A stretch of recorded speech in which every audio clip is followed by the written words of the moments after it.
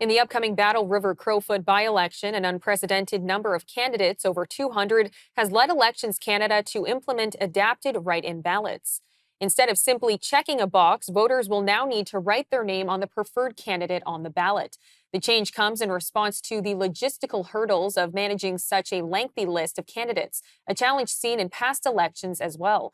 As of Monday, nomination deadline, Elections Canada confirmed 209 candidates are officially running. Among them is Conservative leader Pierre Poilievre, along with roughly 190 independent backed by the Longest Ballot Committee, a protest group calling for electoral reform. The Conservative leader spoke out against the Longest Ballot Committee, calling it a, quote, scam. Now, there are ways you can fix this. We could simply, for example, say that everybody who gets on the ballot should have had 1,000 unique signatures from residents in the community, and that no one can sign such a petition twice.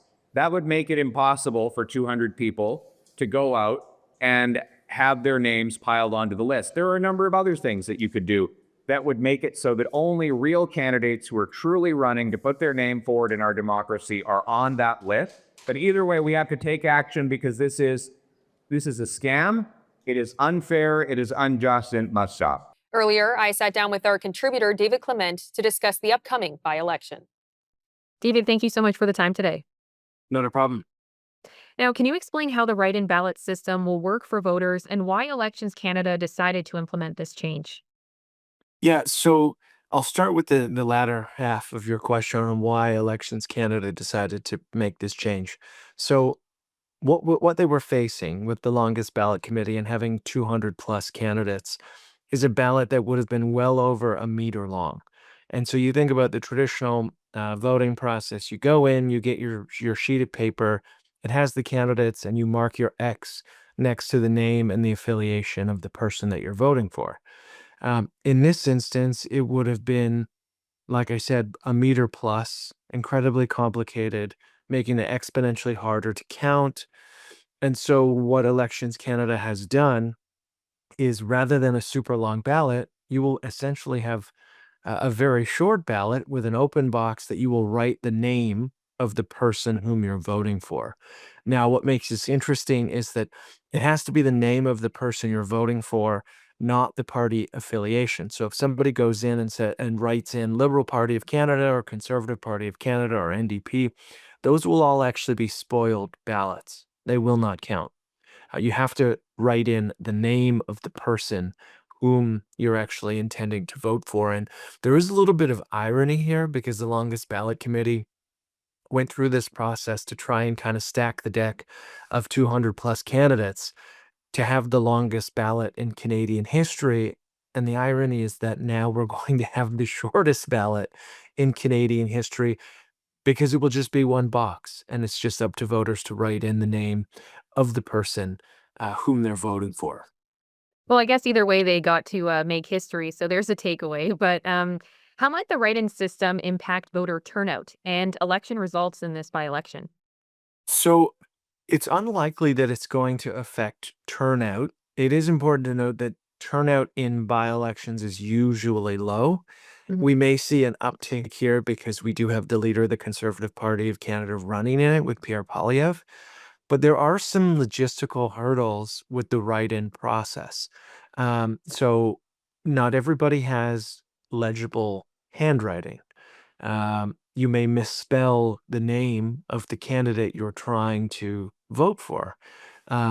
English may be your second language, and therefore writing in English may be particularly difficult. Now, that doesn't mean that those votes are going to be canceled or thrown away. The way in which we do elections, all of the campaigns have scrutineers. Those are the people who inspect any ballot that is contested and then agree or disagree on what should be counted. So I think anyone who's making an honest effort to write down the name of the person they're voting for will have their vote counted. Now, that could prolong the time it takes to actually count the ballots because you're not feeding them through a machine based on an X that was marked. So that's going to make it a little longer. But that being said, it's unlikely to really change the outcome. We're talking about a conservative riding where 80+% had voted conservative in the last election. the outcome is more or less known. It just may take longer for that outcome to be official because the process of counting those votes will take longer as you work through the process of did it how poorly spelt was Pierre Poilievre's name on the ballot? Can I read the handwriting? What do the scrutineers think? Should this count? Should this not count? And things like that. Well, I'm not going to pass any judgment because that is a tricky name to spell. But why has the Battle River Crowfoot by-election attracted such an unusually high number of candidates, over 200 in total? Well, it was because the longest ballot committee really put a lot of effort into recruiting candidates to run. And I think the reason they did this was because I mean, for the most part, most by-elections are relatively boring. Um, this one, not so much, because you had Pierre Poilievre lose his seat in Carleton rather embarrassingly. He's now had a member of parliament who had overwhelming support step down so that he can run. So I think from their organization standpoint, this was a perfect target because Canada will be watching to see if and when Pierre Poilievre will be returning to the House of Commons. And so I think the interest isn't anything particular to the riding. It isn't anything particular to Alberta.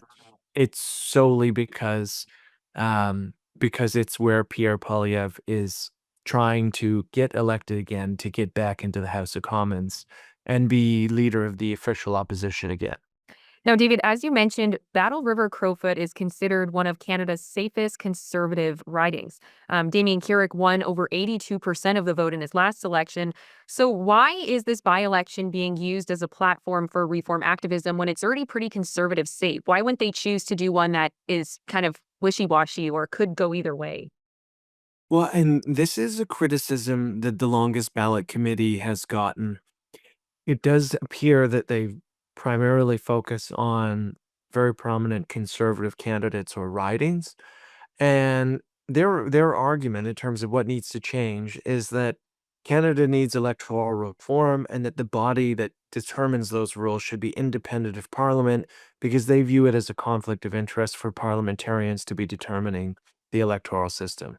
Mhm. And the reason why I think their focus on conservatives is interesting or ironic or maybe even hypocritical is that the Liberal Party in 2015 won a majority government arguing that this would be that would be the last quote unfair election with a first past the post system and pushing for electoral reform. They didn't do that. I mean, we created a minister responsible for that process, Karina Gold at the time, and nothing happened. And so, I mean, if I had my longest ballot committee hat on, I would probably be rather irritated with the Liberals for a promise that they ignored for 10 years. And I would probably target those ridings. And I think that discrepancy or disparity gets the longest ballot committee criticism that maybe they're a little more partisan than they would like to say they are, because in theory they could have done this to Mark Carney's riding in the election. They could have done this to Karina Gold. They could have done this to a variety of Liberal candidates or MPs who've been around since 2015 who failed on the promise of electoral reform. Well, Pierre Poilievre has reacted with some irritation. He called it a scam. Do you think that this reaction is valid? I mean, you did just say that something should have been done earlier, but on the other side of things, a lot of the time when Pierre Poilievre complains about things, a lot of people just think it's Pierre Poilievre complaining. But is this valid? I think that he has a legitimate case here. I mean, there will be most likely some changes from Parliament. Minister McKinnon has alluded that they're going to make some changes, or they are open to changes, and that could involve the following. So restricting, basically saying that a resident of a riding can only um, sign the nomination papers of one candidate, meaning you can't get the same 100 people to sponsor 100 candidates. Another potential change is allowing each candidate, each official agent can only be the official agent for one campaign, so that you don't have one official agent for multiple campaigns. So is it a scam?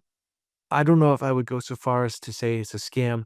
It's incredibly irritating, and it's a pain, and it's a nuisance, and I liken it to the climate activists who throw paint on paintings in museums. They've raised awareness about the issue, but they've probably done very little to convince anyone that their cause is worth caring about or fighting for. And that's really just a problem of optics, is that if you're annoying, it's very difficult to convince Canadians and change hearts and minds onto the value of whatever your viewpoint is. Well, David, thank you so much for breaking that down for us. Thank you.